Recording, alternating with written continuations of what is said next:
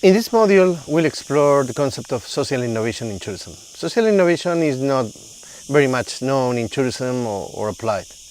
Talking about social innovation in this course is relevant since the principles and tools of social innovation, which is a new paradigm in development, fit in the principles of slow tourism, and it can provide a contribution to the development of the discipline. Social innovation is defined as innovation for the public wellness, meeting social needs that are unresolved by the public, by the state, by the public administration, by the state, or by the market. The conceptual framework of social innovation is based on three features. First of all, a new combination of elements that in the past were not combined. Secondly, trespassing the boundaries of science, of disciplines. And thirdly, the creation of new relations among players. What does it mean in practical terms? Well, in practical terms, in tourism, social innovation involves meeting social needs, going beyond corporate social responsibility, of course.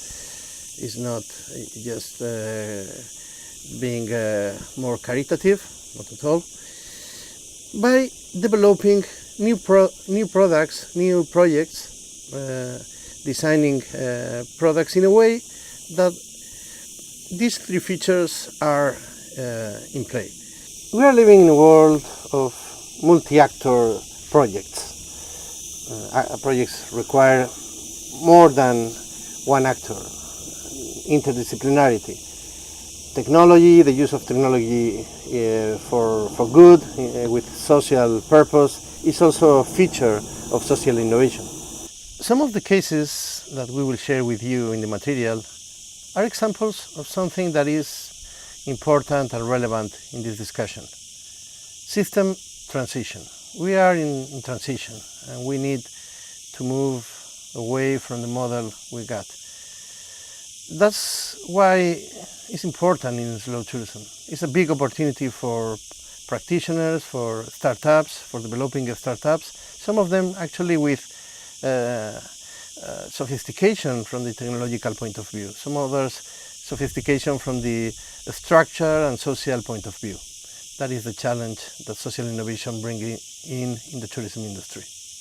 The cases we will explore in the material are all of them different, but most of them revolve around concepts such as circularity, kilometer zero, research and collaboration with universities and social associations in order to recover traditions and ancient methods of agriculture, hunting, collaboration with the slow movement in order to educate customers, tourists, social venues with an ecological purpose, co-creation in order to find new solutions to problems regarding the environment, many different ideas.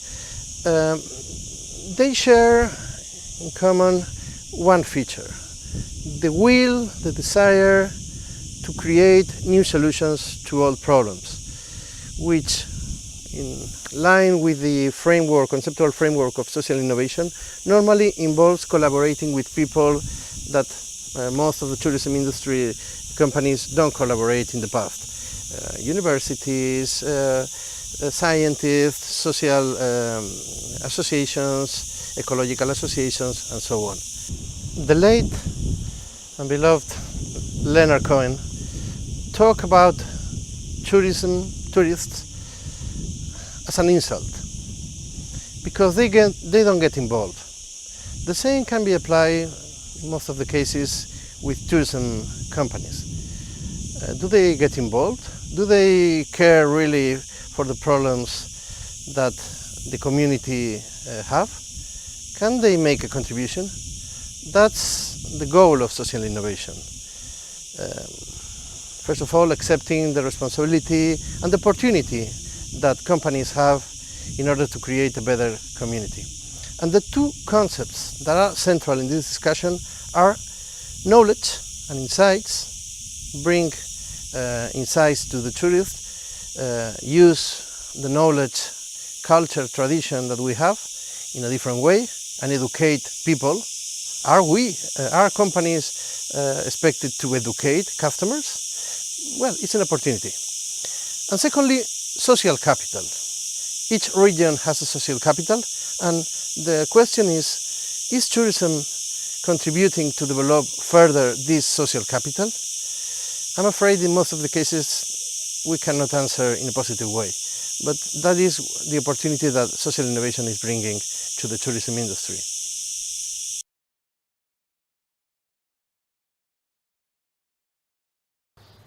Welcome back. We'll introduce today Matteo Trivelli. He is the director and founder of the Posidonia Festival, which is a concept quite interesting. It's a festival on nature, arts and sustainable tourism. Matteo, when did you start with the Posidonia Festival, and why? Why this combination of topics? So, Posidonia Festival started in 2008 in Formentera, that is the smallest island of Balearic Islands, and the idea to enjoy such a beautiful place that had a very strong impact on from tourism industry by tourism sector, to create an event that could promote culture and to value the natural resources of the island, and at the same time to promote awareness about ecology on the island, to preserve the nature, the culture, the local culture of the island, and in general to arrive to a sustainability of the human presence into the island. As a director of Posidonia Festival, you are in contact with a lot of people with different perspectives, alternative one, regarding tourism, mixing tourism with artisany, arts, nature. Which is, in your opinion, the most important trends regarding tourism experience, tourism product, and so on? Well, the most important trends that I could see all along these years, we have been doing this festival for 10 years now, 11 years now, and there is a big need of local, of typical, of local product, of local food, of getting in touch with local people that explain and tell local traditions, and this is related also to art, because we see that people traveling, they look for local artists, even if they are not much famous. Obviously, if we have some places like here in Mallorca, we have Miro, for example, big names, that's important too, but that's not the only point. The people traveling now, it's not only looking for the famous artists, it's looking also for the local, relatively unknown, but quality artists that offer their products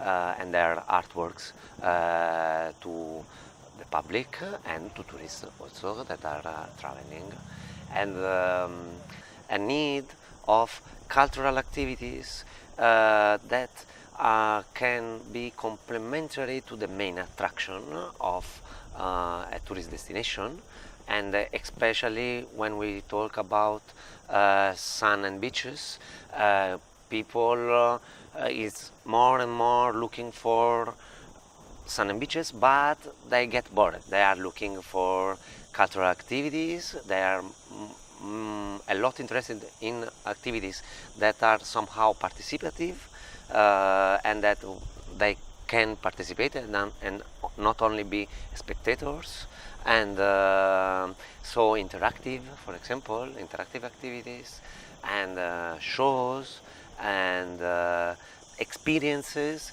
that they can feel the local touch together with some high quality cultural experience. About nature, they are looking for the main attraction, but not only, because they know that to get in touch with the local nature, they don't need to go to the main attraction where all people are going. Present travelers are looking for experiences that can get them in touch with local nature intensively and specifically, but not massive, with many people, even if they don't get the best of place of the island, but they have a real and unique experience enjoying the natural attractions of Mallorca and other places.